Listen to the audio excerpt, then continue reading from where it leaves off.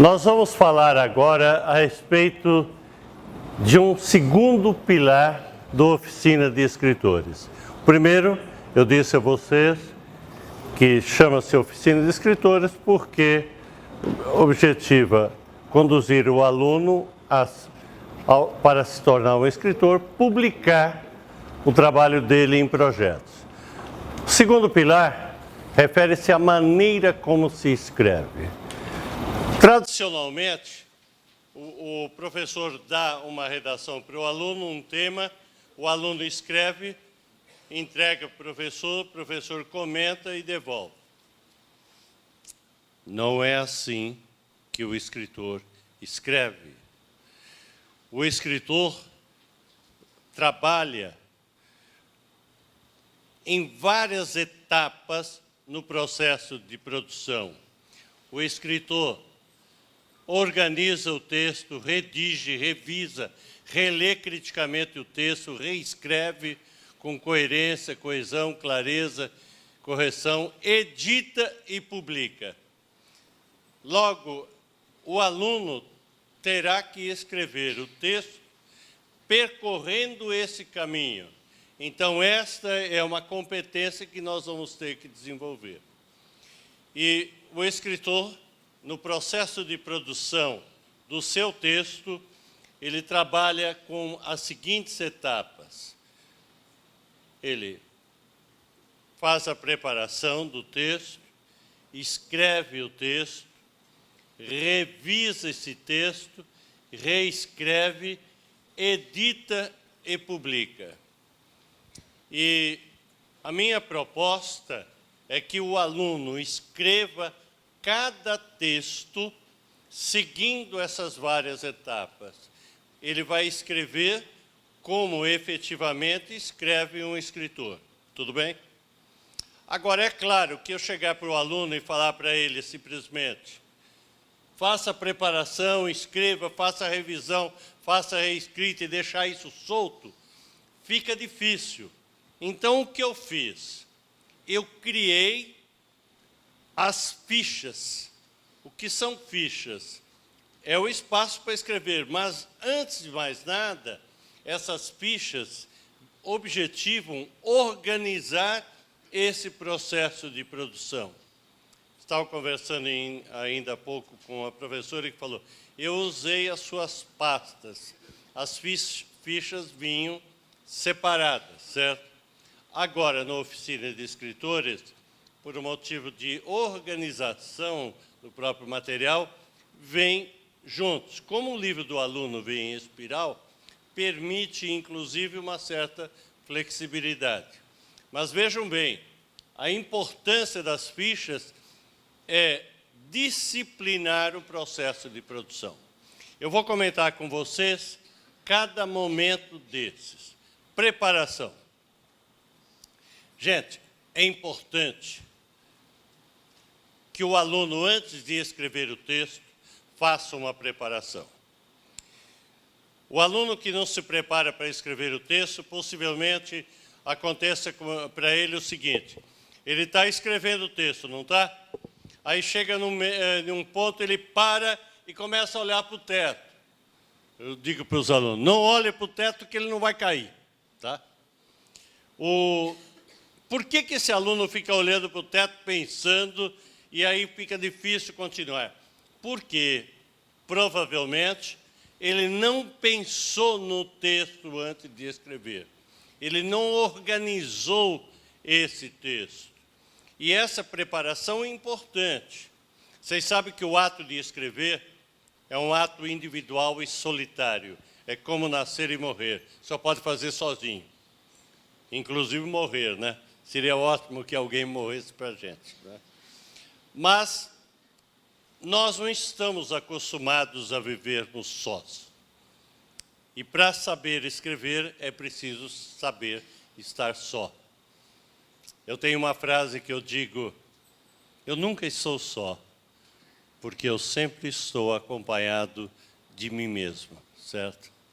Saber dialogar consigo mesmo, saber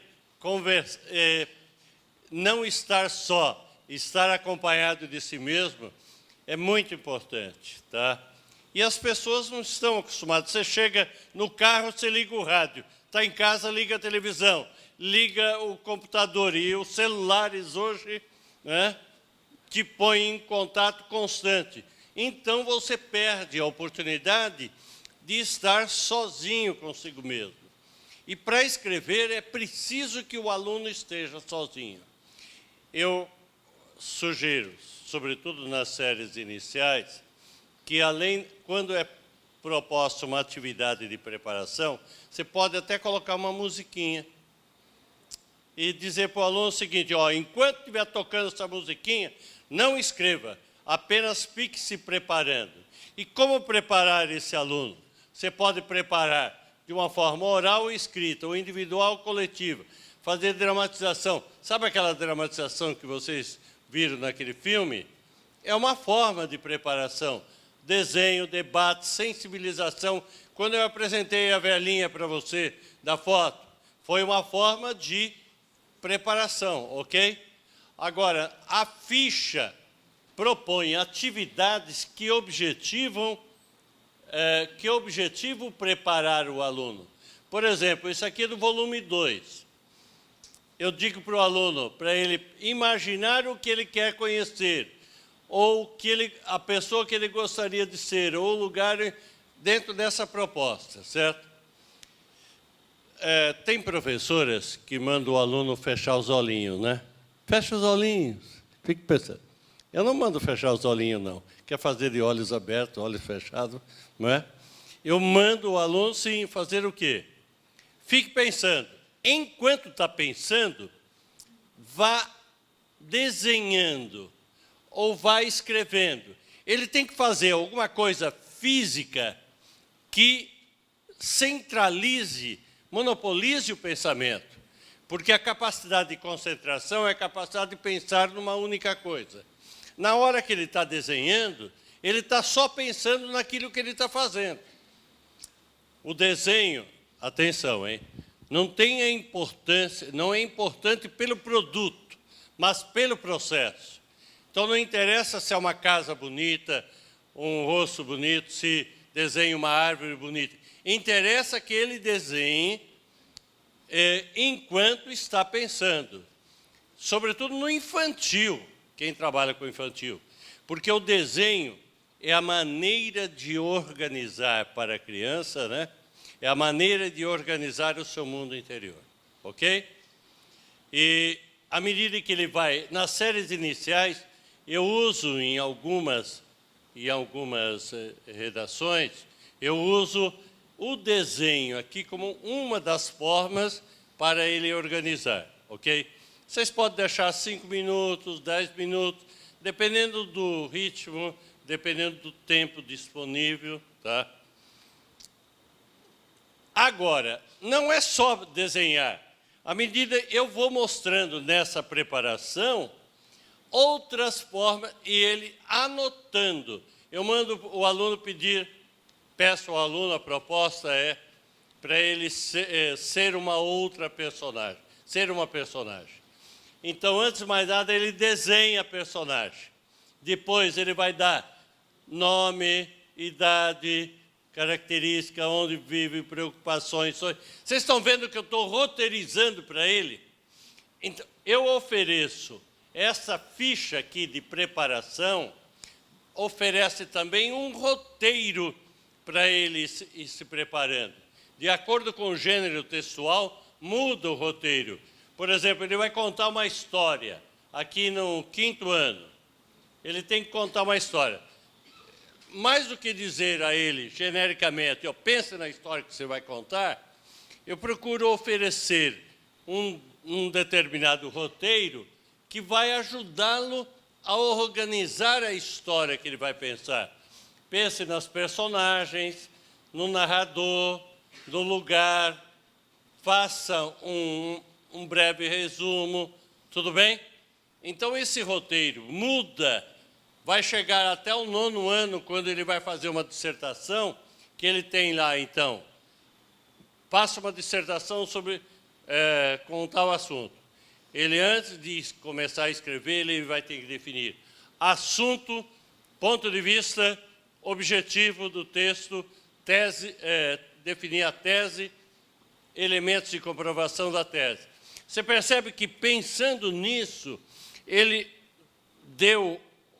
organizou o texto internamente. Então, o objetivo dessa primeira etapa é oferecer ao aluno suporte para ele poder pensar e organizar o texto antes de escrever. O texto está saindo da cabeça dele, pronto para ser escrito. Aí ele passa para a segunda etapa, que é a escrita do texto, certo? E aqui, gente, eu peço que ele escreva a lápis e proíbo o uso de borracha. Por quê?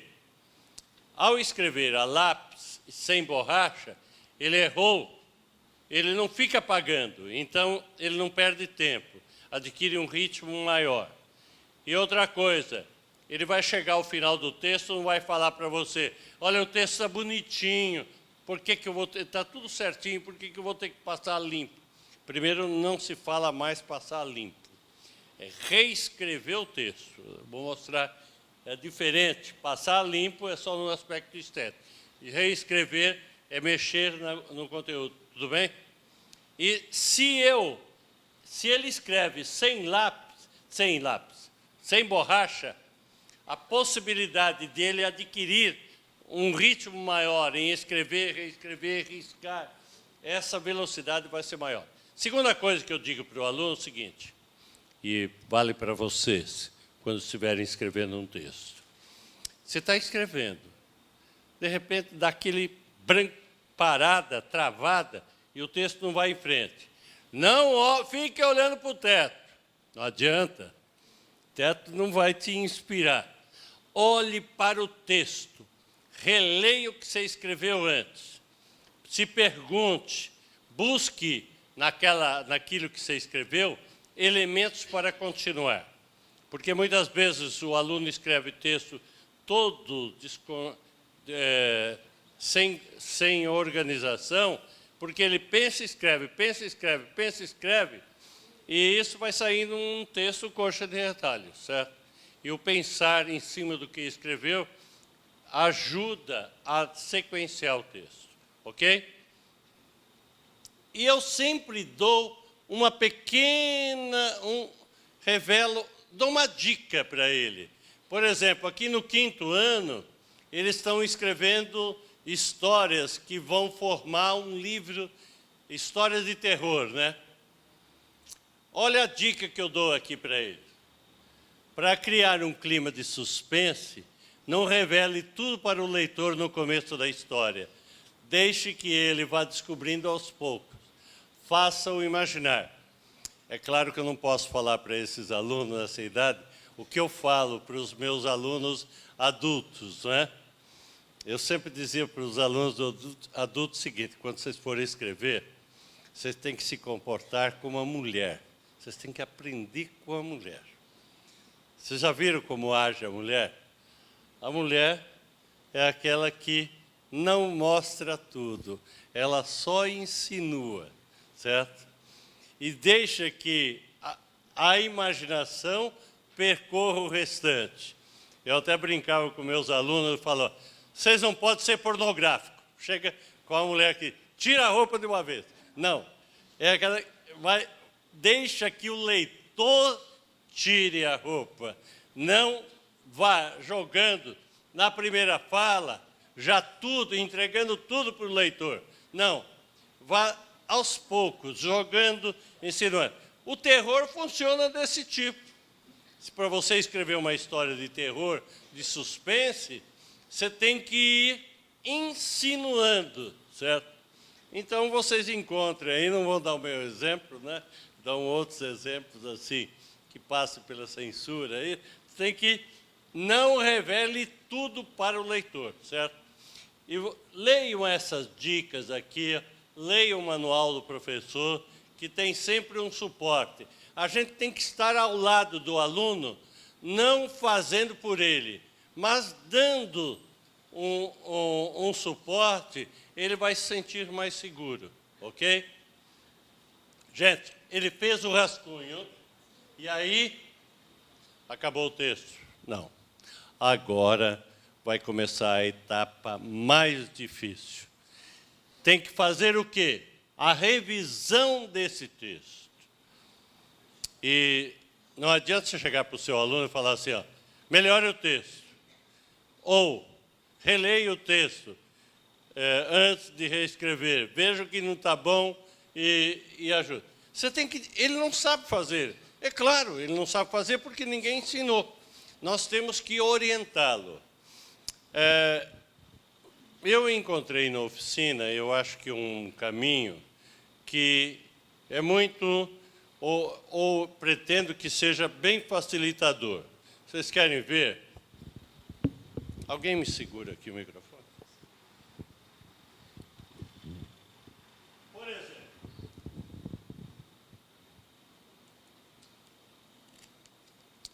só um momentinho aqui. Vocês têm aqui essa parte que o aluno faz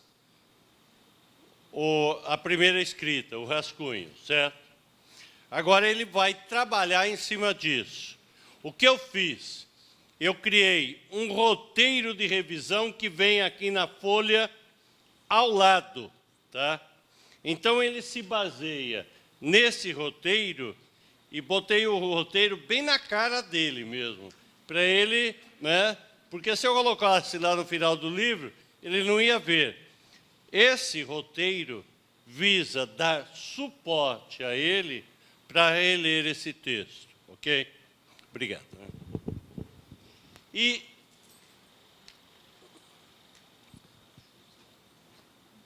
vejo que esse roteiro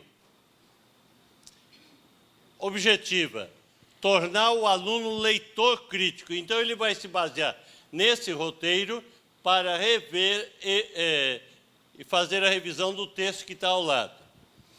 Esse roteiro muda de acordo com o ano do aluno, de acordo com o ritmo dele, e eu vou apresentando aspectos que ele tem que olhar no texto dele, tá?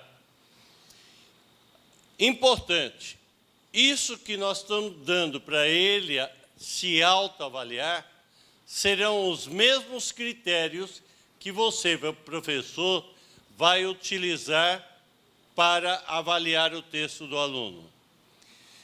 Pode ser que tenha escolas que deem nota para a redação. Tem? Existe escola que dá nota? Tem. Então, é simples. Por exemplo, eu tenho aqui 4, 5, 6, 7 itens. Eu posso dar a 3 desses itens o valor de 1,5. E para os demais, 1, que totaliza 10. Então, quando você for dar uma nota, você especifica o valor. E você pode colocar um vale 2 pontos, outro vale 3 pontos. Você muda durante o ano os valores de acordo com a dificuldade do aluno, certo? Então, se a classe está apresentando mais dificuldade, digamos, em construir frases completas, você dá um valor maior, tá? Aqui eu estou falando com um aluno de praticamente, em média, de um 2º ano, né? Olha, você deu um título, a sequência entre as partes, construir frases completas, usou ponto final, usou a letra maiúscula, escreveu corretamente, você consegue entender a sua letra, o leitor consegue entender a letra. No final do livro não tem um item chamado revisão de texto.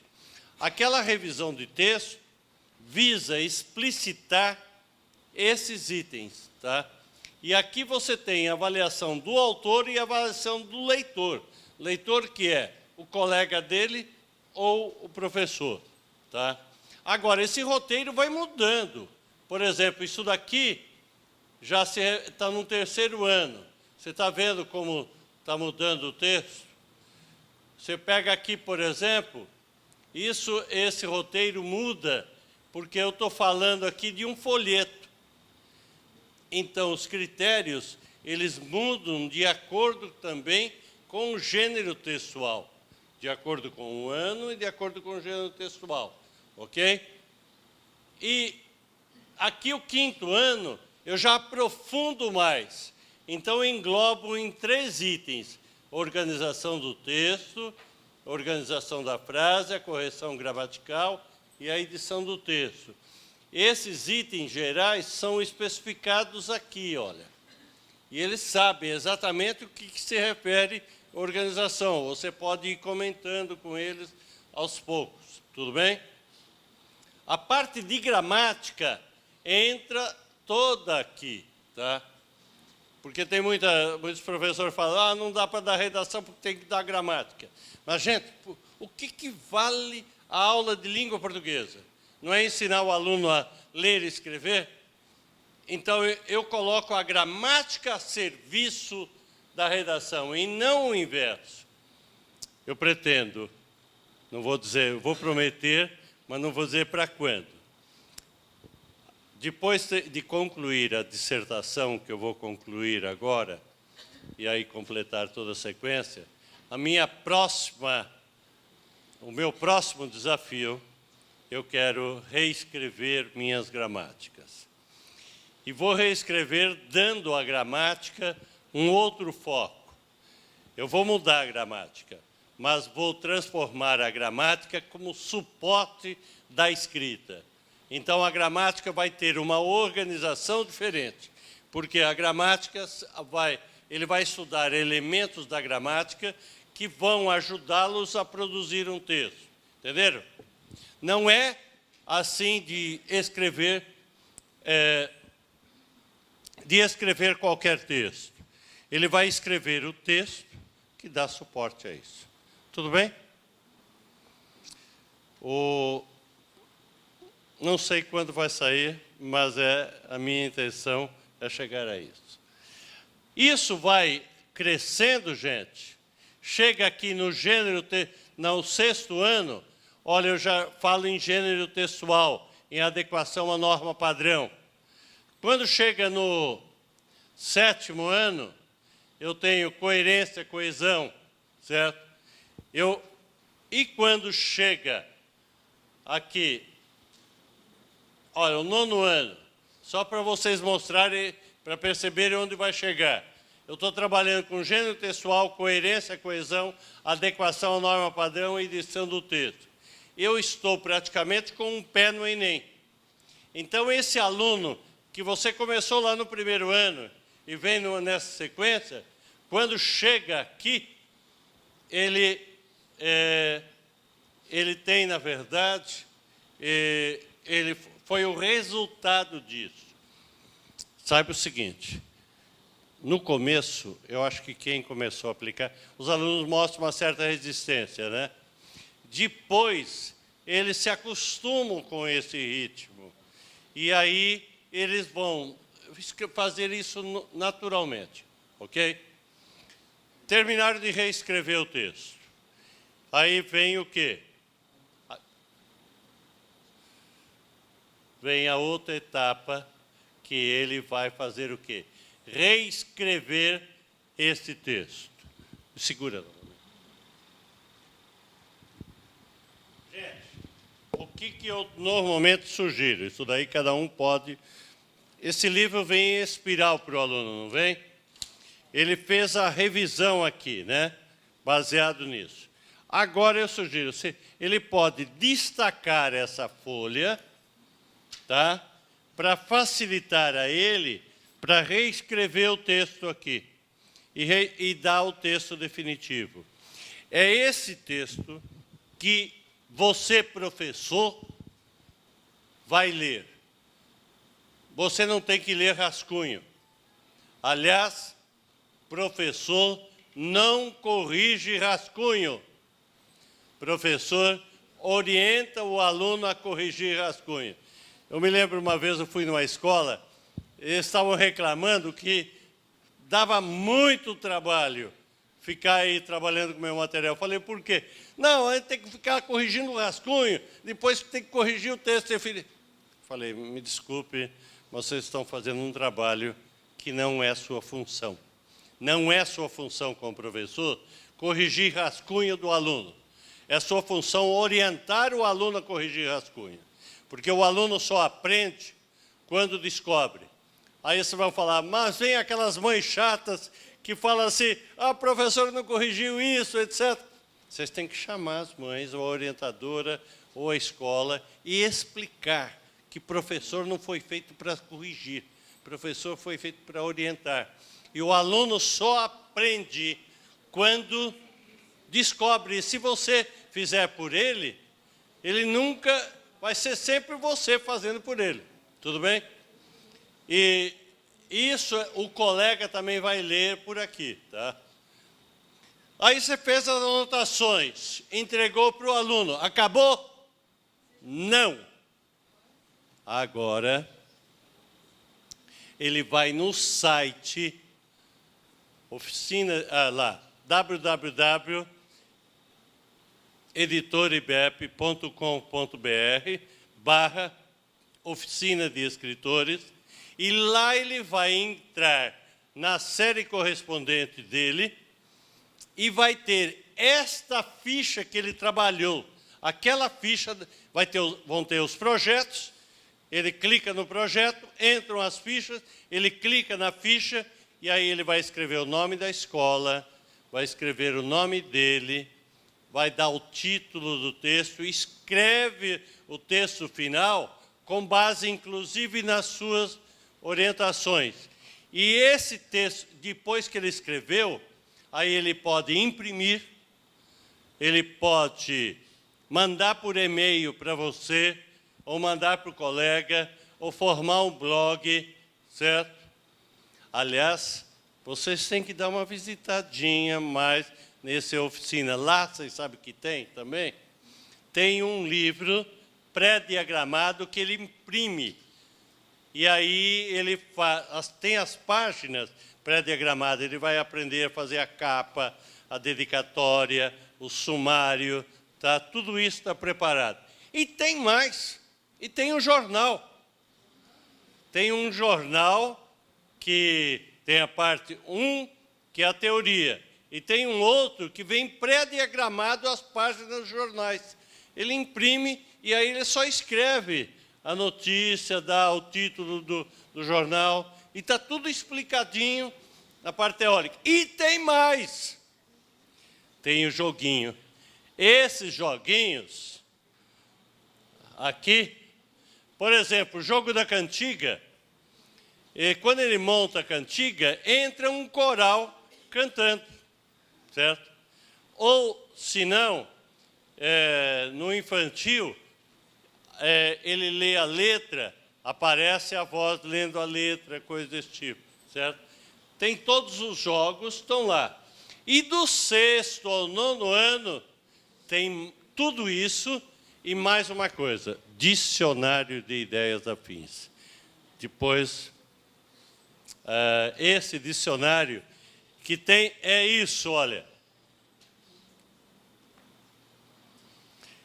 Esse dicionário de ideias afins, quem descobre a função desse dicionário, os alunos que descobrem, não largam mais. Eu até, há um ano mais ou menos, eu encontrei um motorista, eu estava indo de Guarulhos, o aeroporto, até o centro de São Paulo. E conversando com o motorista, é um motorista muito falador, etc., mas aquele que foi estudar depois de adulto, né? E ele falando que já prestou serviço para vários escritores, que isso foi fulano e fulano, etc., né? E a gente comentando, eu falando sobre livros, né? Chega uma hora, ele me perguntou o que eu fazia. Eu disse que eu era professor e escritor. Ele quis saber o meu nome, eu falei. Ele falou, eu tenho um livro do senhor. Eu falei, como? Mas o meu só tem escrito mais livros didáticos, né? Não, eu tenho um dicionário de ideias afins. Sabe que aquele dicionário me ajudou muito. Eu já escrevi cada carta para a mulher, ganhei tantas mulheres com aquele dicionário, porque eu ia lá e encontrava a palavra certa. Por exemplo, se você está escrevendo, segura aqui, por favor. eu vou mostrar para você uma coisa que ele me falou. Você está escrevendo, por exemplo, deixa eu encontrar a palavra... Está querendo dizer que... eu vou aproveitar o motorista de táxi aí. Ele queria dizer que uma mulher era bonita. Então, dizer que... Você sabe o que dizer? Que uma mulher é bonita e não dizer nada é a mesma coisa, né? Então, é melhor não dizer. Diga que ela é... O que a faz bonita? Então, ele vai no dicionário... Bonito. Ele encontra 108. Tem o número 108. Ele vem aqui no 108, tá? E encontra beleza. Depois eu mostro para vocês, eu tenho isso daqui. Beleza. E aqui ele vai encontrar todos os substantivos, ou palavras que significam ou sugerem a beleza. Por exemplo, tem substantivo encanto, graça, esplendor, delicadeza, fada, lírios, elegância, requinte. Então ele pode dizer, era uma mulher que era um encanto, que era um requinte, né? Mas ele pode encontrar também verbos, encantar, deslumbrante, chamar a atenção, perder o coração, etc. Ele pode encontrar adjetivos.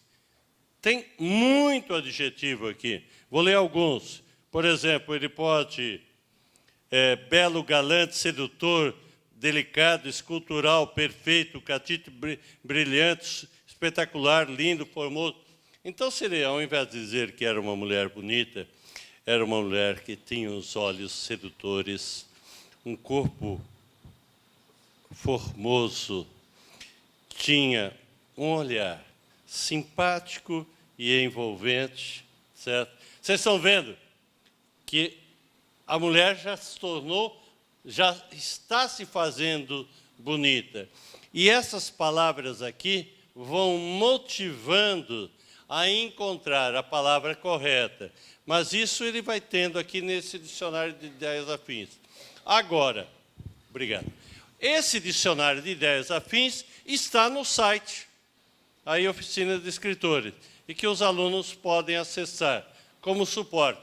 Então, veja bem, a coleção Oficina de Escritores não visa apenas dar uma atividade de redação, mas a gente procura, na medida do possível, dar todo o suporte para o aluno produzir o texto, certo? E vocês têm que ser aqueles que vão dando esse suporte e conduzindo o aluno até esse suporte, ok? Gente, ficou claro essa sequência? No começo, seus alunos vão sentir uma certa... Mas depois que eles pegarem o ritmo... Agora, se você tem o ideal para se trabalhar com oficina, o ideal seriam 2 horas semanais de produção de texto, certo? Se vocês tiverem isso, dá para se fazer um trabalho mais tranquilo. Se vocês tiverem, tem escolas que programam só uma aula, dá para se trabalhar, só que vocês vão ter que tomar algumas coisas. Por exemplo, sabe aquele texto de abertura que tem para o aluno ler? Pedir para ele ler em casa. E você, em classe, já entra comentando, fazendo a proposta, no sentido de agilizar. Ou, às vezes, você pede, você faz até a escrita do texto. A revisão ele faz em casa, certo? A reescrita. Você vai ter que ter, algumas vezes, orientá-lo. Mas, depois que ele pegou o mecanismo, ele pode fazer isso. A reescrita do texto, depois a parte final. Então, vocês têm que dar uma certa flexibilização nesse sentido. Não vai dar para fazer tudo em sala de aula. Agora, vocês não podem ler, apresentar o texto, apresentar a proposta, analisar o texto, apresentar a proposta, e ele faz a preparação. Acaba a aula.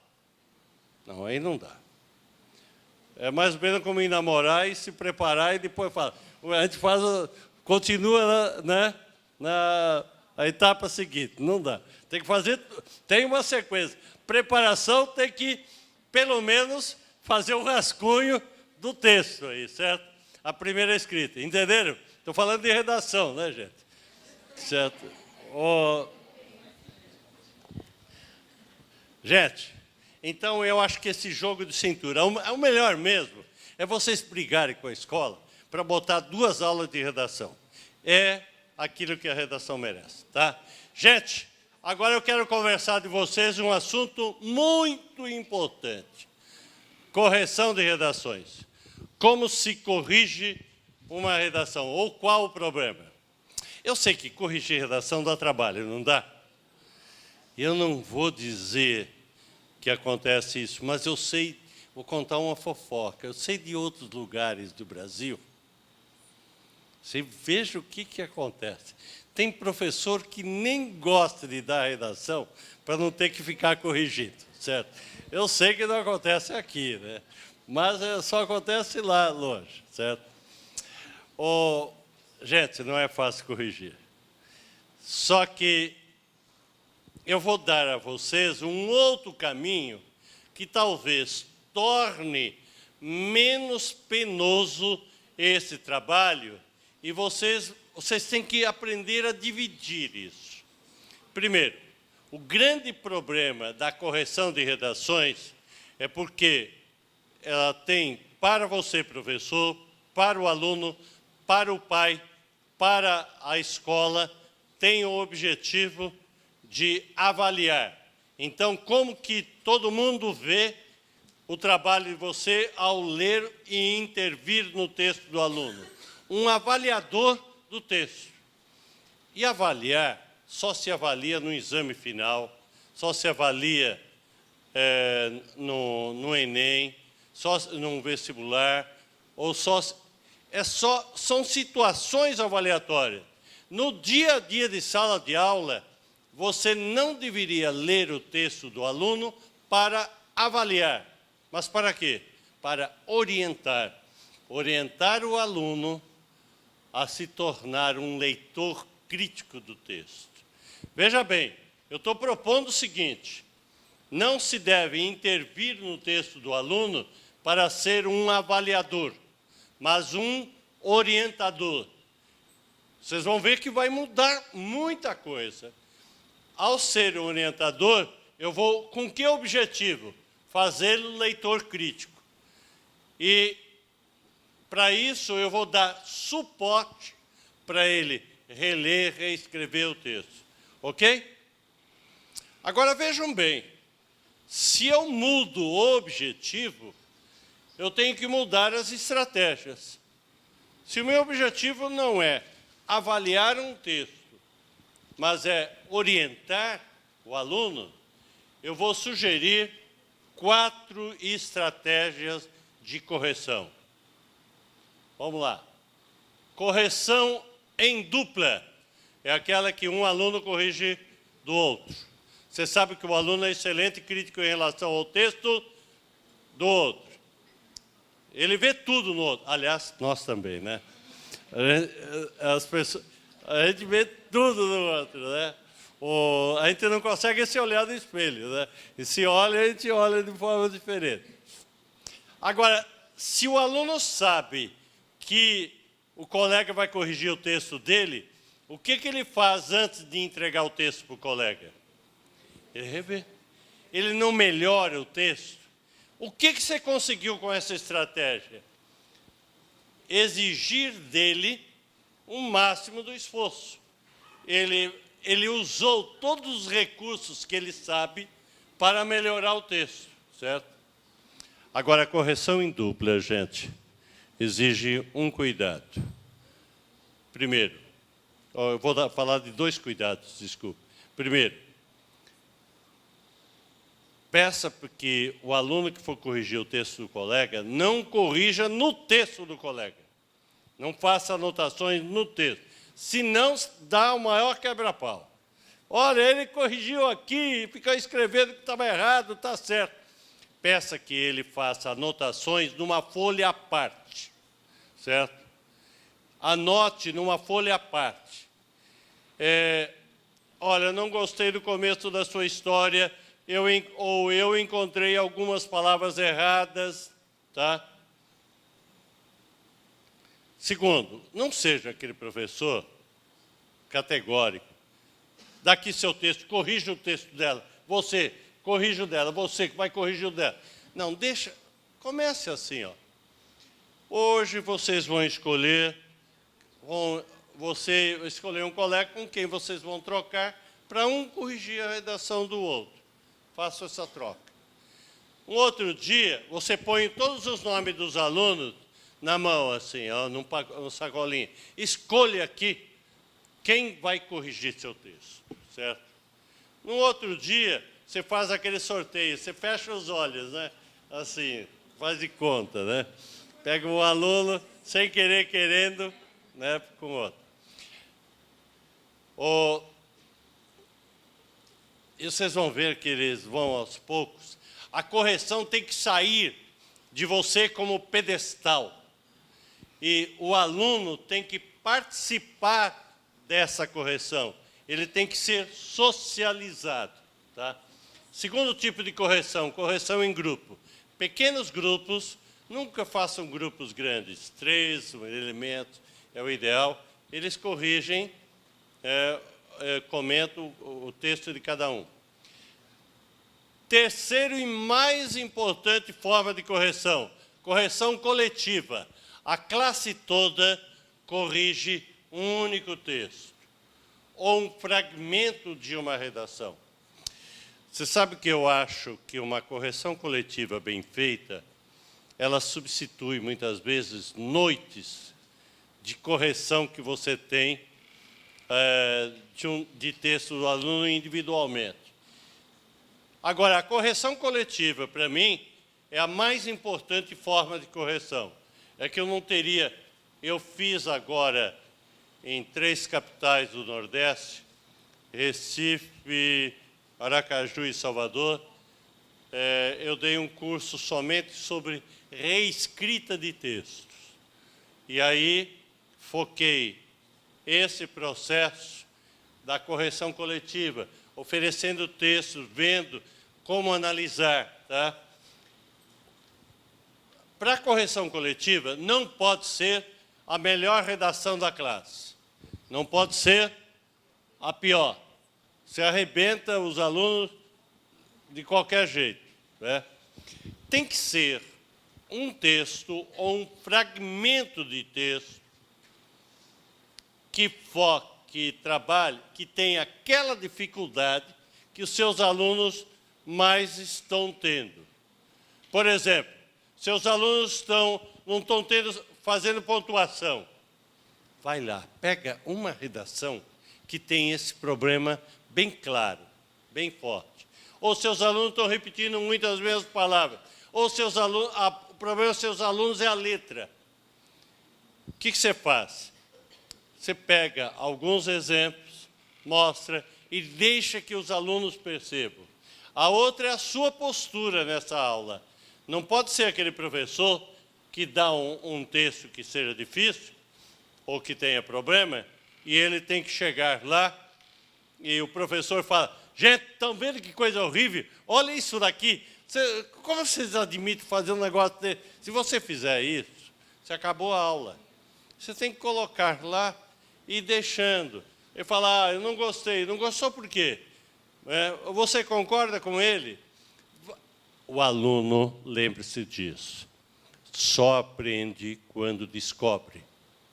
E nós temos que ser aqueles que vamos dizer, motivar a descoberta do aluno.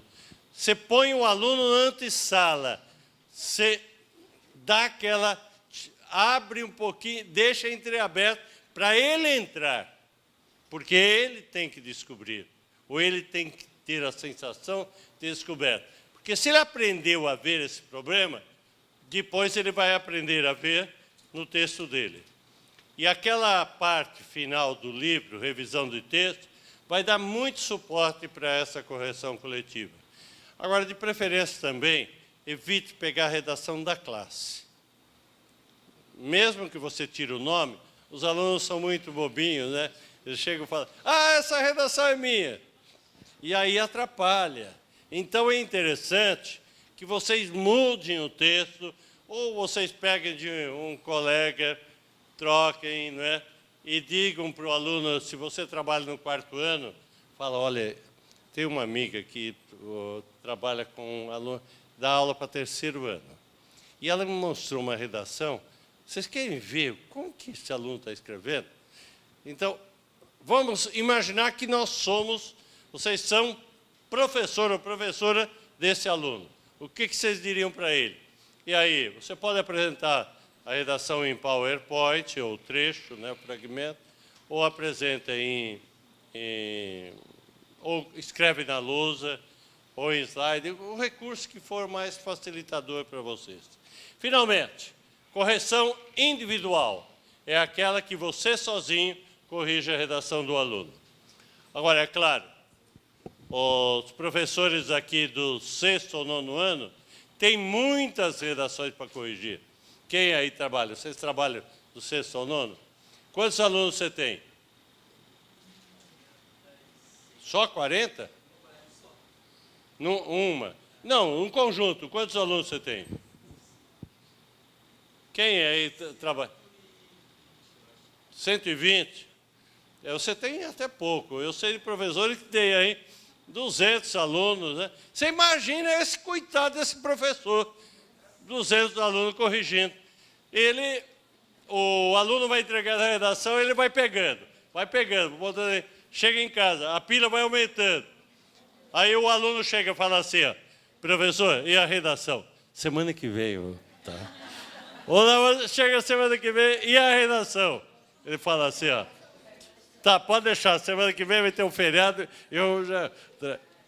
Aí o aluno não pergunta mais. E esse professor sofre, que ele está lá, de repente, fazendo alguma coisa que dá prazer, lembra da redação, acaba o prazer.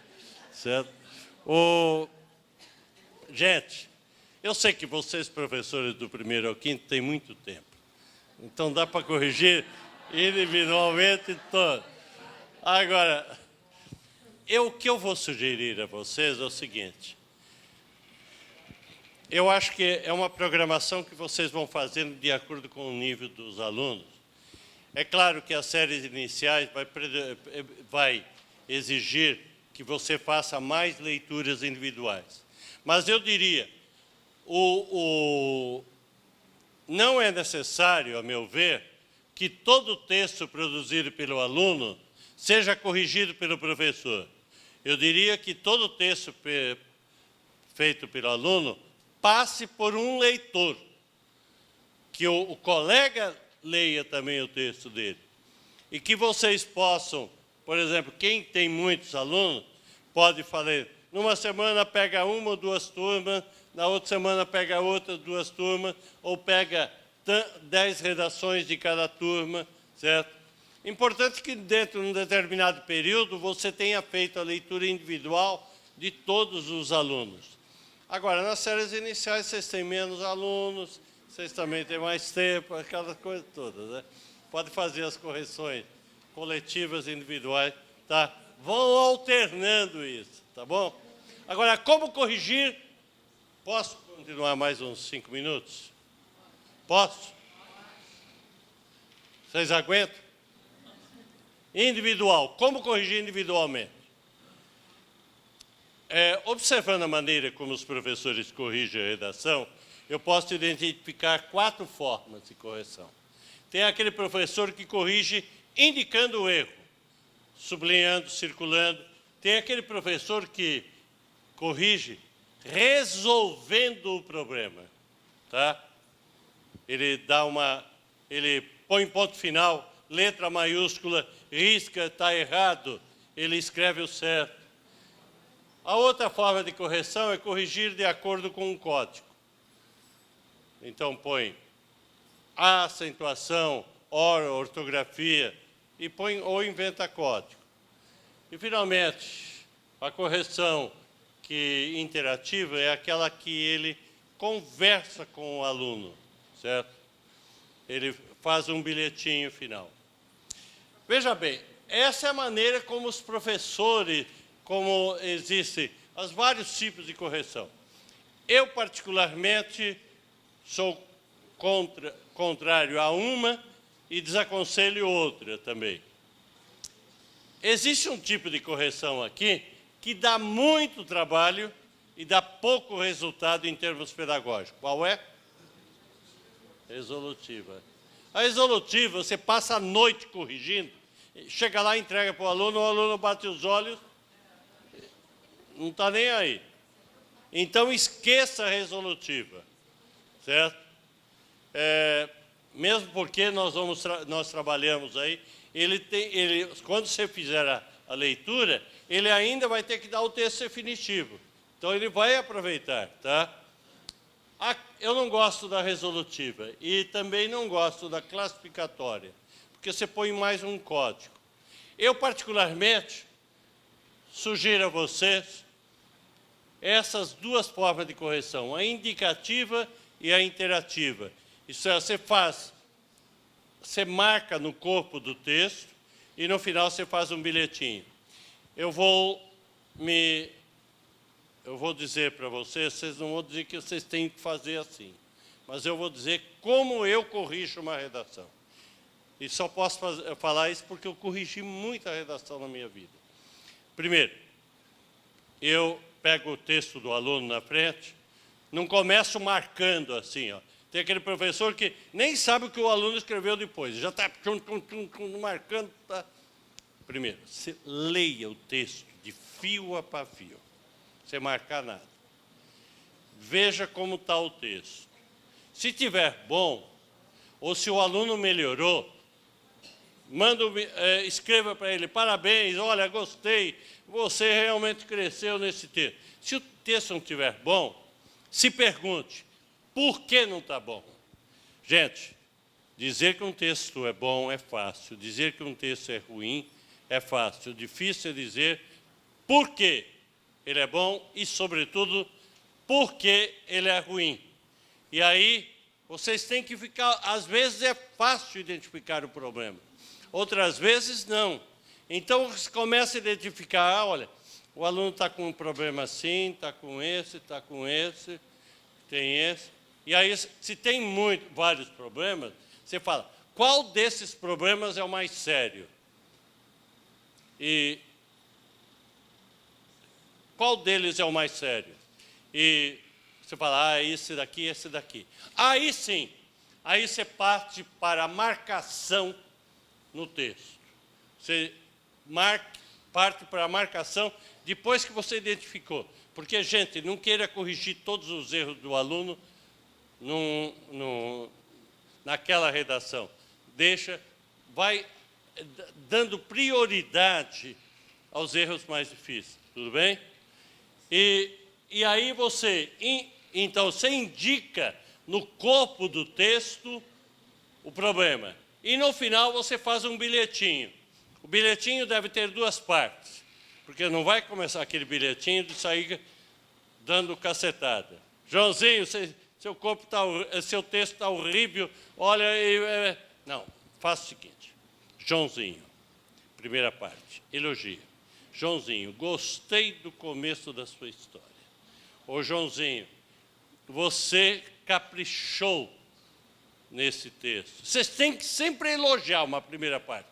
Elogie o texto, se não der, elogie os olhos do Joãozinho, ou elogie os olhos do pai do João. Bom, aí dá complicação, certo? Mas faça um elogio. Terminou o elogio, mas... E aí você diz o que ele tem que melhorar. Agora, o que você vai escrever depois desse mas? Desaconselho a escrever fórmulas genéricas, do tipo, melhore o texto, do tipo, seja mais criativo. Dizer isso, não dizer nada. Você tem que identificar o que ele tem que melhorar e dizer. Na página 16, 17, eu acho que é por aí, do manual do livro, vocês vão encontrar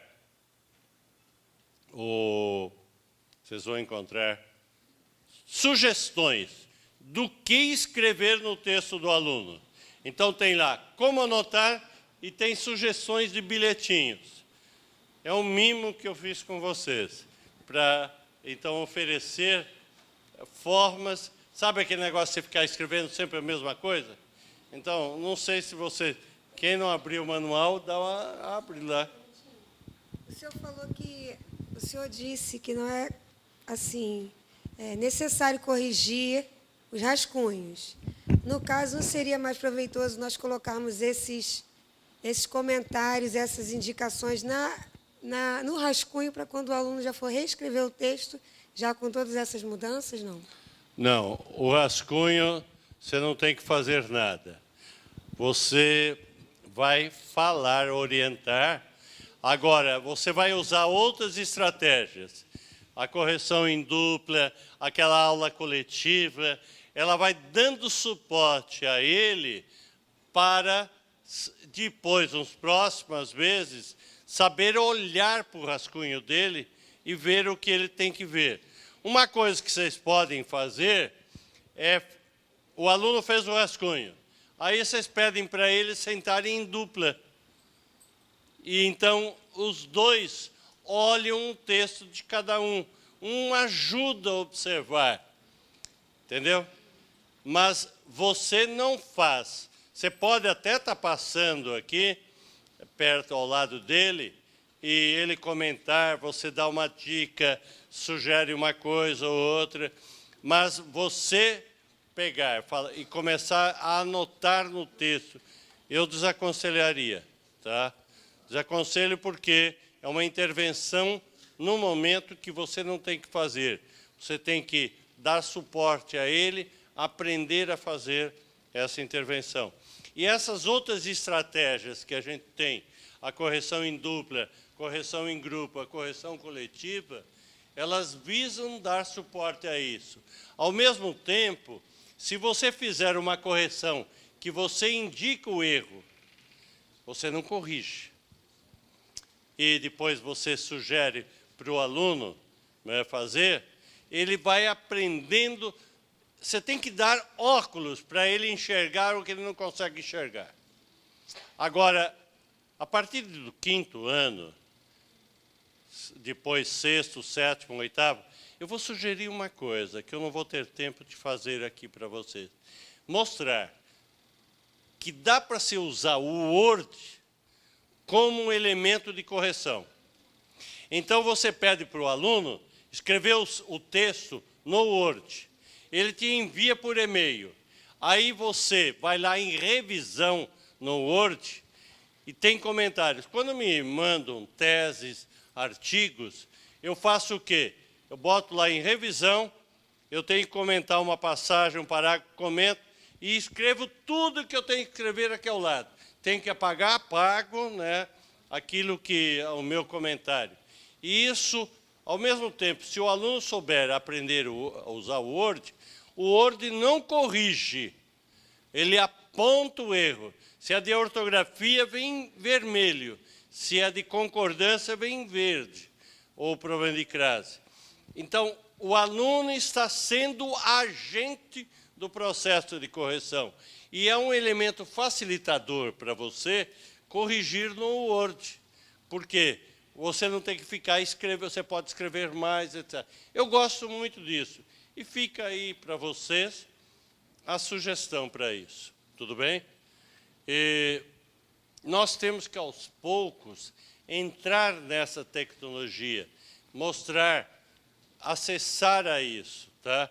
E esse aluno usando o Word, ele tem já opções também.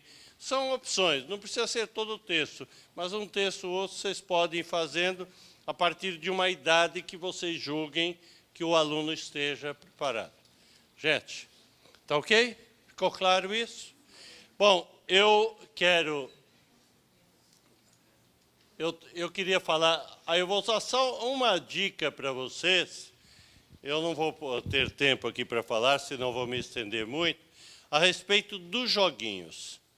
Esses jogos, eles começam lá no infantil, que trabalha com o primeiro, ele visa, esse jogo do alfabeto, visa ajudar a criança a identificar as letras do alfabeto.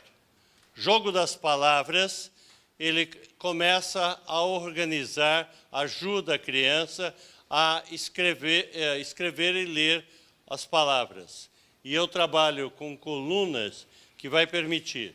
Agora, tudo isso tem no site, com a diferença que no site ele pode acessar, tem o áudio também, certo? E quando ele acerta, tem um aplauso. No volume inicial, vocês têm jogo das frases, que ele vai aprender a estruturar as frases, ok? No volume 1, cantigas, são as cantigas de roda, são 20 cantigas de roda, e ele pode, como essas cantigas estão na memória dele, é um aluno que está começando a ler, certo? É mais fácil para ele ler. E no site entra um coral quando ele acerta. O volume 2, eu já falei para vocês desse jogo que é para a criação de personagem. Volume 3, Era uma Vez, ele aprende a construir, dar um start para o início de uma história, certo? Frases poéticas, é uma pena não falar sobre poesia com vocês, certo? Você vê quanta coisa que a gente tem aí para falar. Isso daqui permite a ele estruturar frases poéticas, porque, vejam bem, a poesia se faz com duas coisas. A poesia se faz com ritmo. Meu canto de morte, guerreiros ouvi, sou bravo, sou forte, sou filho do norte, guerreiros descendo da tribo Tupi. Isso é ritmo, né? Ou senão, no meio do caminho tinha uma pedra tinha no meio do caminho, tinha uma pedra no meio do caminho. É ritmo. Mas a poesia não se faz só com ritmo. A poesia se faz com o sentido sugestivo da palavra. Se eu disser, eu mastigo uma maçã, é poesia? Não, mas eu mastigo a minha solidão. Já deu. Na minha casa mora eu e meu cachorro. É poesia? Não. Na minha casa mora o amor. Na minha casa mora a saudade. Ou nos meus olhos mora a tua ausência. Isso vocês vão ter aqui, certo? Por exemplo, você dizer, trabalhar o sentido sugestivo da palavra. Um homem que diz para uma mulher, eu te amo, isso é poesia?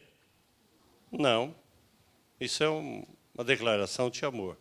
Mas o homem que diz, na noite enorme, tudo dorme, menos teu nome.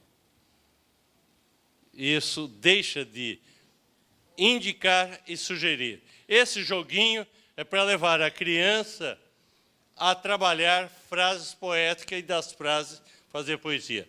O jogo das histórias, nós fizemos isso aqui com a velhinha da Valéria. Não, a personagem velhinha. Viu, Valéria? Tá. Gente, desculpa da brincadeira, só a velhinha da Valéria. Todo mundo entendeu aqui. Gente, eu estou terminando e antes eu deixo aqui o meu contato e eu vou pedir, assim, está o grupo todo lá, mas eu vou pedir aqui, eu quero uma salva de palmas para o pessoal da editora IBEP que nos proporcionou esse momento aqui hoje. A Ellen, tá? Todo o pessoal que está lá atrás, tá bom? Eu sei que tem surpresa para vocês ainda, tem sorteios aqui. E eu gostaria de dizer para vocês, para finalizar, algumas coisas. Trabalhar com redação não é o mesmo do que trabalhar com gramática. Para você trabalhar com redação, você tem que ser um professor que se disponibiliza a trabalhar as próprias emoções. Não olhe para o seu aluno sentindo saudade. Sinta saudade com ele, chore com ele. E outra coisa, seja aquele professor que seja capaz de despertar no aluno o desejo de aprender. Porque professor não ensina, Professor desperta no aluno o desejo. Professor é um criador do desejo. Porque se eu criar em você o desejo de o que eu quiser de você, eu consigo. Certo? Tchau, gente.